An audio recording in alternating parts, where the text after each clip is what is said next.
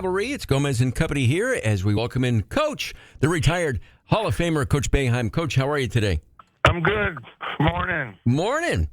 Yeah, good to hear your voice. I know it's been a while, and first, obviously, retirement. But you're busy in retirement because I know you still do some games on ESPN and the ACC network. Yeah, I'll be doing some games this year. Doing some, you got to keep busy.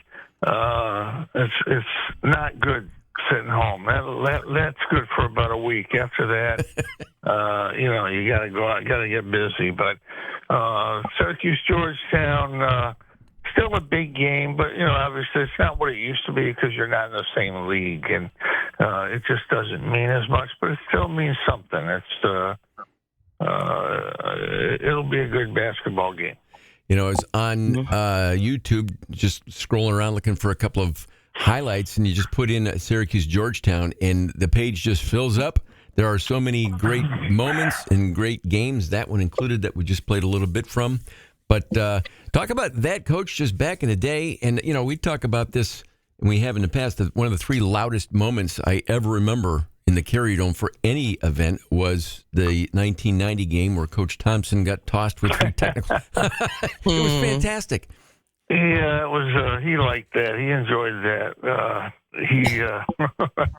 It wasn't even the call wasn't even that close a call. I think he just wanted to do that. He sometimes did stuff like that. And at the end of the game, the only thing I remember, Billy Owens had to make 2 free throws, so we hadn't made many free throws just to get the game into overtime. He makes them both, and then of course we win in overtime. So it was a electric. Whenever Georgetown came, it was just an electric game, and when you walked out on the court, there was no feeling quite like it. It was a 10 or 12 year period there where it was just probably the best rivalry in college sports during that 10-year period. It was a lot of tough games, a lot of great games, a lot of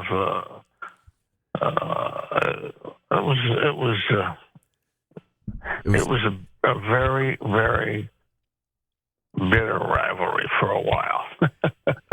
Well, and when the games were on, if they were on CBS and back in that time period, it's not like now where there's every channel is about how many different platforms where you can watch college basketball. When that game was on, that was the game. Yeah. I mean, that was must-see TV.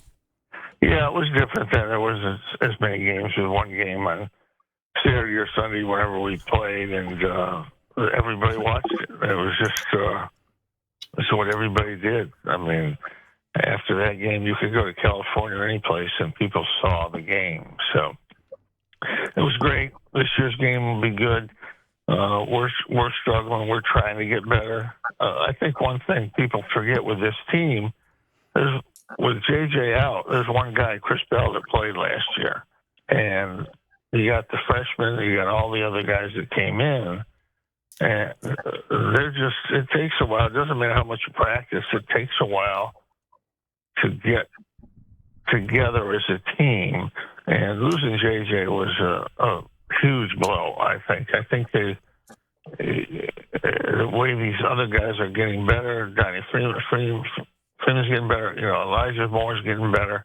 I think that losing him was just a huge blow. But I mean, offensively, they're getting better.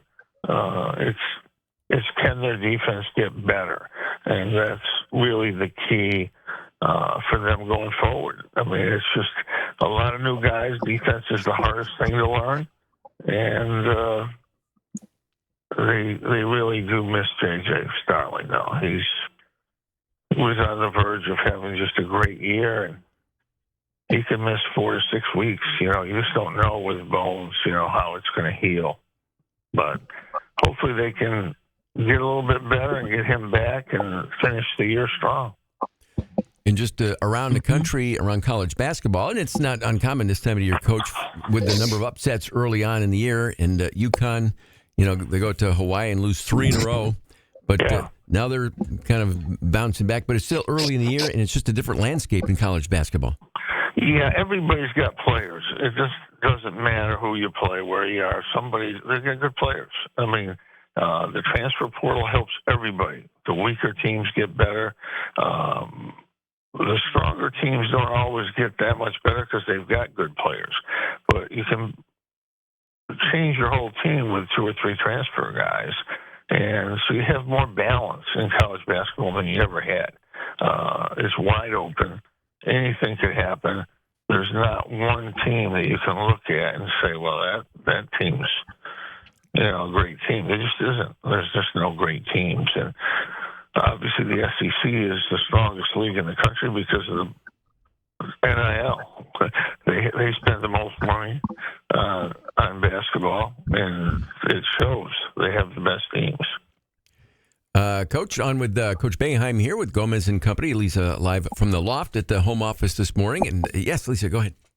I was just going to mention to Coach and ask him, so Syracuse leads the Georgetown-Syracuse rivalry, right? Syracuse 53 wins to the Hoyas 44. Do you have any memories of like your favorite win or a game you thought, oh man, which ones are your favorite wins over Georgetown? Well, anytime you beat Georgetown, it was an unbelievable win back in those days. It was the game you wanted to win above all others. But certainly the game that Big John got thrown out was, that was a big one. But it was just so electric in there. I love to walk out on the court and just feel the atmosphere. There was nothing like it, and it was just fun to be a part of it when I think back on it. And if you were there, it was a big highlight in your sports life. I don't think there was anything better than being there for Syracuse-Georgetown. Hey, Coach, just to change gears a little bit, yesterday North Carolina introducing their new football coach, Bill Belichick.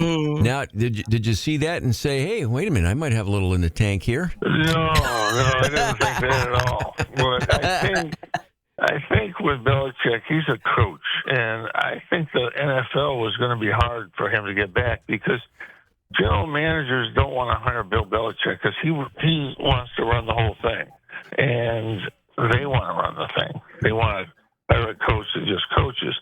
And he might have done that, but I think people were afraid of that. And I think he wants to coach. I think he felt the NFL was a hard reach right now. And North Carolina is a really good potential football school. They've had good players there. They recruit good players in football. It's a great school. They've got great facilities. They've got all the money you need. To be successful, you have to have players. And to get players, you have to have NIL money. They will have that. He will attract some players who think, hey, he's the greatest football coach of all time. I'm going to go play for him. And that combination, recruiting is different today. It's not charm and all that stuff. It's how much am I going to get, and who's the coach, and he can coach. So, I mean, it's always, you never know for sure who's going to be successful, but if you're betting on a coach, I would bet on Bill Belichick to win football games.